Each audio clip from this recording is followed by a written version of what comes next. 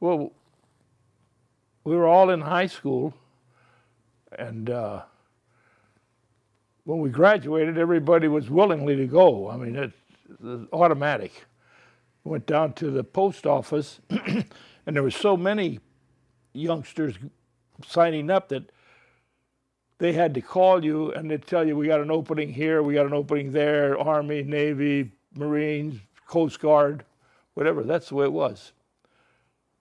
We just automatically. Awesome. Country went to war, and everybody, turned to. Well, everybody was 17, 18 years old. I wouldn't trade it for anything. I mean, where could you find a better country? Where? Where would you go to have this type of opportunities, and where you can't even starve yourself to death? They'll feed you. You know what I mean? I mean, how could you beat this place? America. It meant to me, I really didn't know. I was happy, but I was you get kind of, I didn't know whether I wanted to come home or ship over, because 3 to 4 years, almost 4 years, with your buddies in the service. I mean, it's a big decision to make. I remember we left Tokyo Bay, and I was 20 then, and I turned 21 between Tokyo Bay and Honolulu coming home. But it was a big decision for me, and I came home, and there has been times I've regretted it, but it's a good life. I think it is. For sure. I think it was, Ending of the war to the country. I think people were so elated they didn't even think about the future, the after. They were just such a happy, people were just out of it when the war ended. V Day and VJ Day, God, they were, we weren't here, we were still overseas, but what we saw, and heard, I think people were happy, got rid of that, all the problems, a lot of problems, and then everybody turned to make a life for themselves. The fire controlman. I was a fire controlman. I don't even know if they have the rate anymore, but I was a fire controlman, gunnery, took care of the directors, computers down below, but I was always topside directors and rangefinder operator because I had stereoscopic vision. I was sitting in Buckner Bay, Okinawa.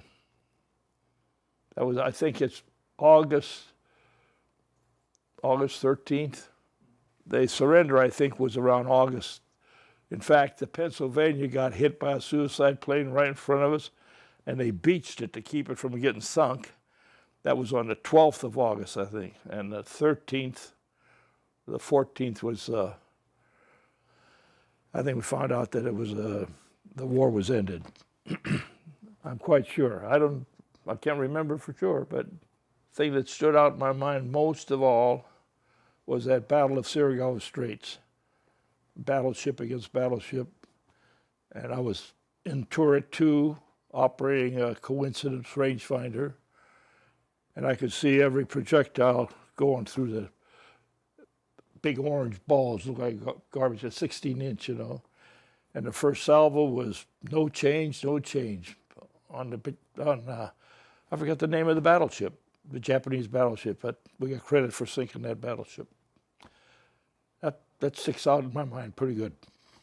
We fired, I think it was 93 high projectile 16-inch rounds in like a matter of 12 minutes or 13 minutes, broadside, boom, boom, boom, Yeah, I remember that quite well. Everybody wanted to go out to sea, and we were at Bremerton, been working on that ship for 6-7 months, You know, they raised it at Pearl, brought it back to Bremerton, and put a whole new superstructure on it, and redid the whole thing. And we were assigned to the ship.